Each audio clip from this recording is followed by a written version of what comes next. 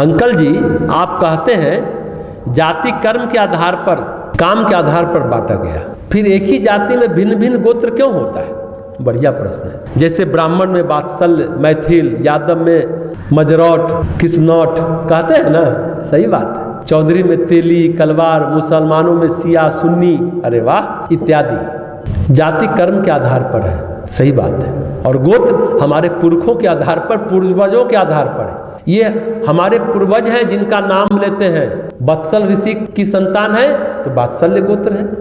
मैथिल ब्राह्मण है तो मिथिलांचल में रहते हैं।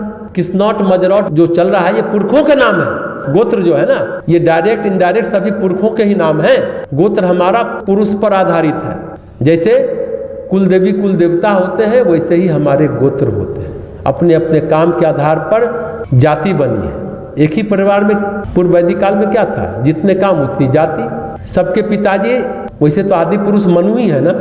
कर्म के आधार पर वर्ण का विभाजन हुआ, लेकिन उत्तर वैदिक काल के बाद जन्म के आधार पर हुआ, यही गड़बड़ी हो गई। अब गोत्र आपने पूछा है, दो भाई की पत्नी को क्या कहते हैं? गोतनी।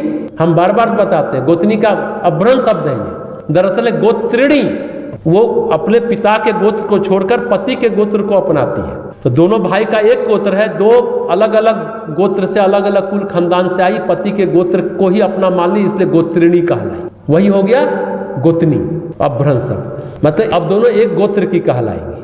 अब सिया और सुन्नी आप पूछ रहे हैं मुसलमानों में है, हो गया। अरे भाई, शेख है, सैयद है, मुगल है, मौलवी है, ये लोग कौन है?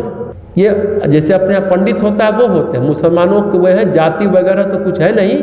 ये जैसा कर्म है उस हिसाब से उनका निर्धारण हुआ है। जैसे जाति में द्विवेदी, त्रिवेदी, चतुर्वेदी, ये ब्राह्मणों में होता है। जो 2 वेद पढ़ा द्विवेदी, 3 वेद पढ़ा त्रिवेदी, 4 वेद पढ़ा चतुर्वेदी। कितना वेद पढ़ा है उससे पता चलता है।